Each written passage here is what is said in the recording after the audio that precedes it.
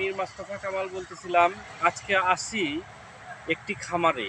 এই খামারে এদিকে দেখা যাচ্ছে বেগুন ক্ষেত, ওই দূরে ধান ক্ষেত, এখানে ভুট্টা ক্ষেত, এটা হচ্ছে গরুর ঘাস।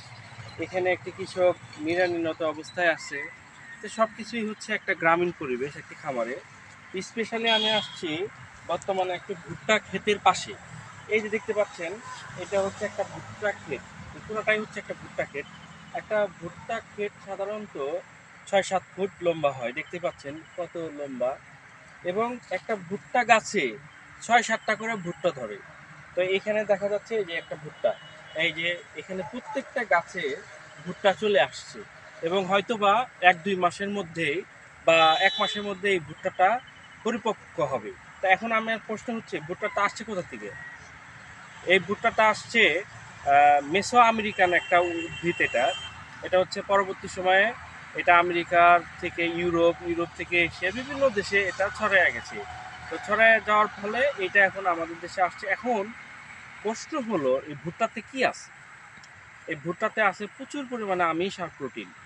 এবং এই ভুট্টার যে হলুদ দানা, হলুদ দানা, এই যে এখানে যে হলুদ দানাগুলো হবে, এই ভুট্টা যখন পরিপক্ক হবে, এই হলুদ দানায় আছে প্রচুর পরিমাণে ক্যারোটিন ও ভিটামিন এ। ক্যারোটিন বা ভিটামিন এ একই জিনিস কিন্তু। আর তাছাড়া এই যে গাছগুলো দেখতেছেন, এখানে এখানে এই গাছগুলা, ভুট্টার গাছগুলা হচ্ছে গরুর খাদ্য হিসাবে ব্যবহার করা হয়। ডায়ালিসিসের মাধ্যমে গরুর খাদ্য বানানো হয় এই ভুট্টার গাছগুলো দিয়ে।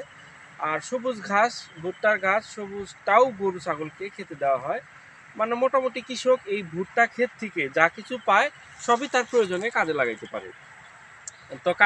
পারে। এবং ভুট্টার এই যে হলুদ দানা থেকে কিন্তু গরুর খাবার হয়, তারপরে হচ্ছে মুরগির ফিড তৈরি করা হয়। আবার মানুষ এখানে ভুট্টার যেটা কর্ন, যেটা চাইনিজ রেস্টুরেন্টে ব্যবহার করা হয়, এই নানান উপকারিতা এই ভুট্টার। এই ভুট্টা সাধারণত এবং বাণিজ্যিকভাবে এরকমভাবে বাংলাদেশে চাষ শুরু হয়েছে, বেশি দিন হয় নাই, হয়তো বা বছর 10 হলো ভুট্টা বাণিজ্যিকভাবে চাষ শুরু হয়েছে। 10-15 বছর হলোই ভুট্টার বাণিজ্যিকভাবে চাষ শুরু হয়েছে।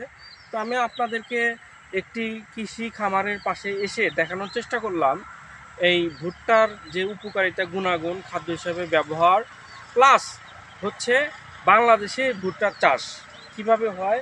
এবং একটি ক্ষেতের পাশে এসে আমি দেখানোর চেষ্টা করলাম। তো আমার ফেসবুক পেজ হচ্ছে আমার স্বপ্ন, আমার ইউটিউবের চ্যানেল হচ্ছে ফার্মাসিস্ট কৃষক। তো ফার্মাসিস্ট কৃষক চ্যানেল এবং ফেসবুক পেজের পক্ষ থেকে জানাই আন্তরিক অভিনন্দন এবং শুভেচ্ছা। আমার পাশে থাকবেন। আমি দেখতে পাচ্ছি আপনারা সবাই আমাকে ভালোবাসেন, আমার ভিউগুলো হচ্ছে, কমেন্ট হচ্ছে, লাইক শেয়ার হচ্ছে। তো ধন্যবাদ বন্ধুরা। আমি চেষ্টা করলাম আমার একটি উদ্ভিদের গুণাগুণ এবং উদ্ভিদের সরাসরি লাইভ ভুট্টা খেতে এসে আপনাদেরকে দেখানোর চেষ্টা করলাম একটা ভুট্টা, তার গুণাগুণ, আদি নিবাস এবং বাংলাদেশে এর অবস্থান। তো ধন্যবাদ বন্ধুরা, আসসালামু আলাইকুম।